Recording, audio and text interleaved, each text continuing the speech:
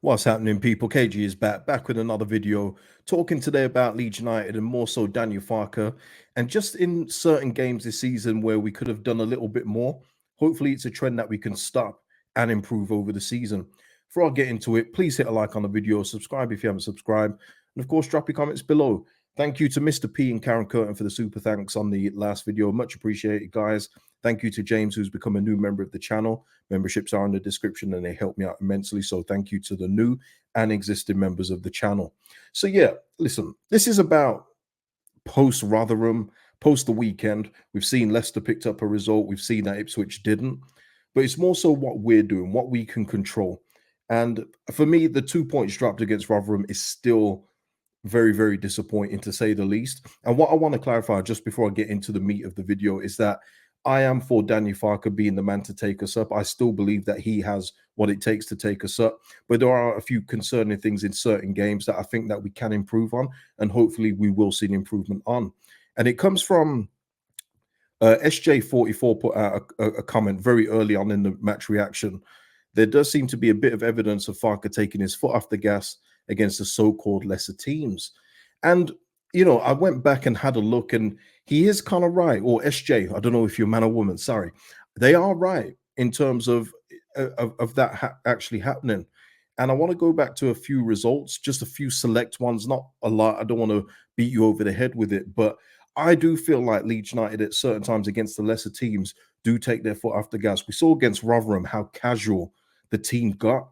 But what I want to say to that is that's just not the team. That's from the manager. You are the mirror of your manager. So if your manager's telling you or thinking that that's acceptable, then the things won't change throughout the game. If they're telling you that's unacceptable, then you start to put your foot on the gas again, then you'll see an improved performance. And I do feel that if we were a little bit more ruthless, we would have taken Rotherham apart after the first goal. And there's more evidence of that through the season. And you look at some of the results. First off, there was the one against Sheffield Wednesday, 0-0. Yes, it was the one before the international break, and you're thinking, okay, we reset, you know, the transfer window shut. But when you look at Sheffield Wednesday now, I think we should have taken care of business at home, regardless of the turmoil behind the scenes and the uncertainty, unsettled nature of what was happening. I think we should have done better in that game. And there you have it. There's one of those where Sheffield Wednesday, such a poor team. Such a poor team. I mean, Wayne Rooney's just picked up his first win for Birmingham against them. That's how bad they are. You know, they're one of those teams. Did brilliantly against Millwall. Then, of course, there was the Hull City draw. That was a dire performance, dire game. They actually should have won with that chance at the end where the guy hit the post. You know, we were not good in that one. And you'd think, and you got to say as well, Hull City, that's not a real big game in the league. It is for them, not for us. We did well against Watford. Obviously, the clunker against Southampton.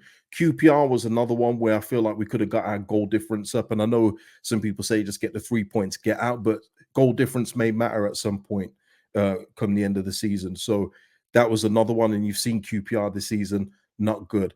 The other one, of course, Stoke. But I want to actually highlight this one, the Huddersfield Town one, where we won 4-1. Now you're probably thinking, hey, what more do you want? We won 4-1. That was brilliant. Well, it was another case of where we were absolutely buzzing the first half.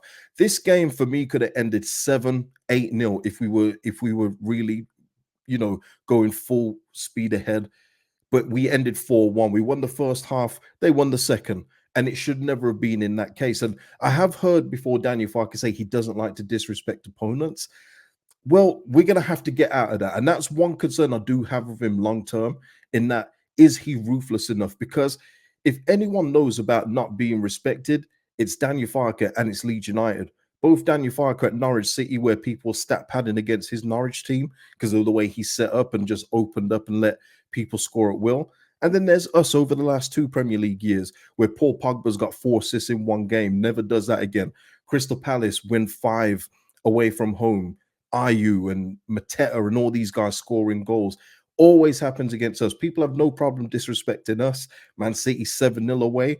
So it goes for me where kind of you've got to say, no. We have to start doing some disrespecting, and we are more than capable. And that's the frustrating thing. We are more than capable of disrespecting a lot of teams in this league with the side that we put out. but the talent is only going to go so far. The manager has to push them on. That's what coaches do. Coaches coach, as the saying goes, and that's what Daniel Farker's got to do. So when he sees us 1-0 up and we're looking like we're starting to shoot from 20 yards when we could play another ball into the box, because we do need to get more touches in opposition's boxes, then that's on him to say, keep going, stay on their necks, keep on their necks. But that hasn't happened in certain games. And that Huddersfield Town one, we really could have been looking at a 7 or 8-0, genuinely. And that's where it goes. And then of course we go to the Rotherham one, the more recent one. That's another example. Now, listen, our record overall is brilliant. It's good. It's good. It's not brilliant. It's good in this league.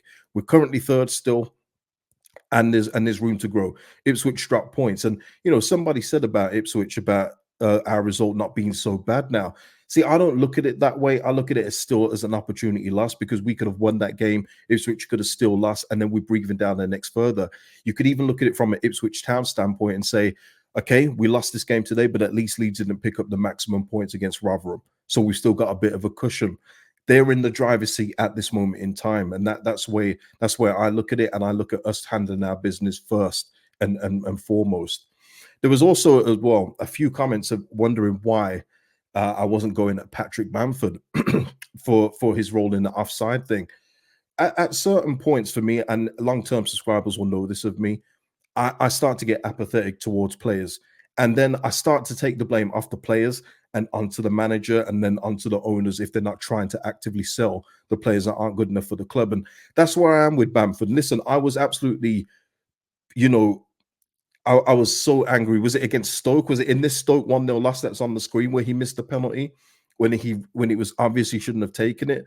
But when it's certain things like him straying offside, not scoring goals, I expect it now. It's like when Tyler Roberts used to get constant cameos as a substitute under Bielsa. And it's like, what is the point of keep on going at Tyler Roberts when we know exactly what he's about? At some point, you have to then take it off the player and then question the manager. And it's not like we don't have other options right now.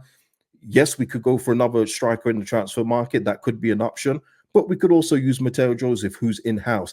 And again, I'm not saying Mateo Joseph is the next coming of Lionel Messi, but he's on our books right now. And at championship level, if he's not going to get a crack now, when is he going to get an opportunity? So there is an opportunity to use other players in his place. So then I have to take it away from Bamford at times. I know that he's not good enough. I've been saying it. You long-term subscribers will know.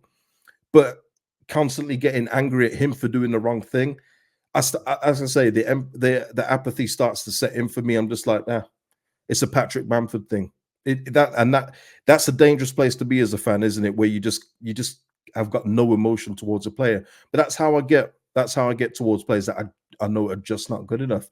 But hopefully, we will actively do something about that come January. Yes, there's not going to be a big amount of buyers, but if you want a player out enough, if you know a player is not good enough for you at your football club, you can get them out. And we've seen many examples over the years of that happening. Many examples. So yeah, I just want to explain that because I think a lot of people think I was giving Patrick Bamford a pass. I wasn't. I know that he should time his runs better, but I don't expect him to. So that is the reason why. Now, looking at, I just want to highlight something else as well, what we need to do better. And it comes from the Leicester game. You see this man here, Premier League legend, football legend in general, Jamie Vardy. He got 2 goals in this game. Obviously, it was a tight game up until he scored 76 minutes, but Leicester City got the job done, and that's what it takes. But the most important thing about that is that Jamie Vardy came on a substitute.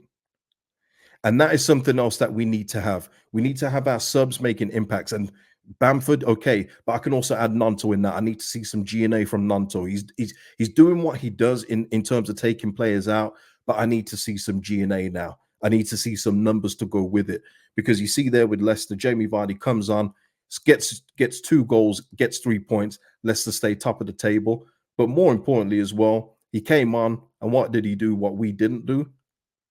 Netted a penalty. Must be nice. Must be nice. But that's what I'm talking about. It's efficiency, and it's details like that that are going to be so key if we're going to break the top 2, because we're not going to break the top 2 unless we're getting results away at Rotherham. It's as simple as that.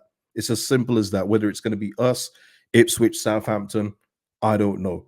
But that's what we need to do. That's what we need to clean up. But results have been decent so far, but we can get better. And that's the main point of the video.